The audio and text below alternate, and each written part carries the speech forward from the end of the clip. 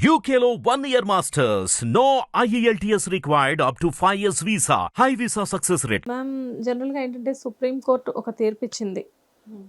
కాకపోతే ఏంటంటే జనాలకి ఎంతవరకు కావాలో అంతవరకే తీసుకొని మిగతాదంతా వదిలేసేస్తున్నారు. దానికి ఫర్ ఎగ్జాంపుల్ ఏంటి అంటే పెళ్ళైనా కానీ సహజీవనం చేయొచ్చు, వేరే వ్యక్తితో మనకి నచ్చిన వాళ్ళతో కలిసి ఉండొచ్చు అని చెప్పేసి సుప్రీం కోర్టే తీర్పిచ్చింది అని చెప్పేసి చెప్తున్నారు.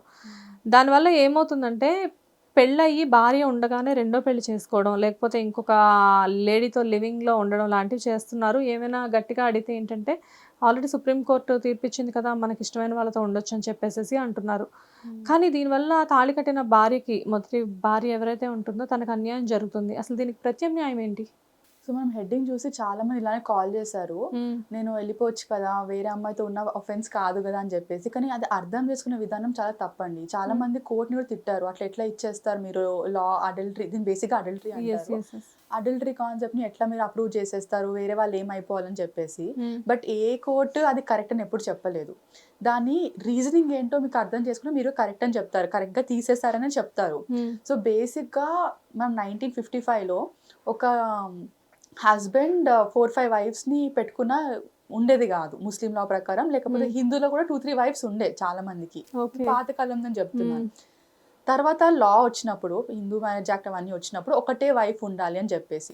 సో ఎవరికైతే రెండో భార్య ఉందో ఆటోమేటిక్ గా అది వాయిలేట్ చేసినట్టుగానే అర్థమైంది. బేసిక్ గా నా చిన్నప్పుడు శోభన్ బాబు, జగపతి బాబు సినిమాల్లో మాత్రమే ఇలాంటివి చూసేదాన్ని. కానీ బట్ ఒరిజినల్ గా కూడా 2 వైఫ్స్ ని మెయింటైన్ చేసేవారు అప్పట్లో. ముందు ఉండే మన కష్టంలోనే ఉండే అది. తర్వాత లా వచ్చినాక ఒకటే వైఫ్ ఉండాలని చెప్పేసి లా స్పెసిఫై చేసింది కాబట్టి సెకండ్ వైఫ్ వద్దు, అది బైగమి, అది ఒఫెన్స్ అని చెప్పేసి అన్నారు. ఇప్పుడు కూడా అంతే. ఇప్పుడు సెకండ్ వైఫ్ మ్యారేజ్ అయింది, ఫస్ట్ మ్యారేజ్ అయింది, డివోర్స్ తీసుకోకుండా సెకండ్ ఆమెని మ్యారేజ్ చేసుకున్నారంటే అది ఇంకా ఒఫెన్సే.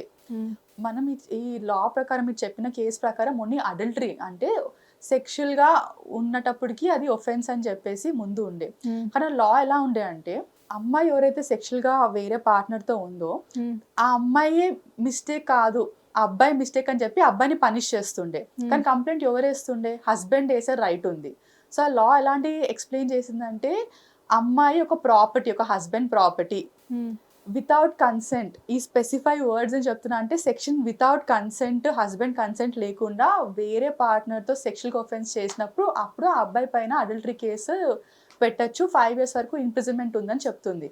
కానీ విత్ కన్సెంట్ ఉంటే అప్పుడు ఏంటి, హస్బెండ్ కన్సెంట్ ఇస్తే that is not an offence అని అర్థం కదా. హిట్ టీవీ యాప్ ని డౌన్లోడ్ చేసుకోండి. ఇందులో short news, live news, entertainment movies అన్ని అవైలబుల్ గా ఉన్నాయి. Please download Hit TV app. Hit TV app. Hit TV యాప్ని ఫ్రీగా డౌన్లోడ్ చేసుకోండి.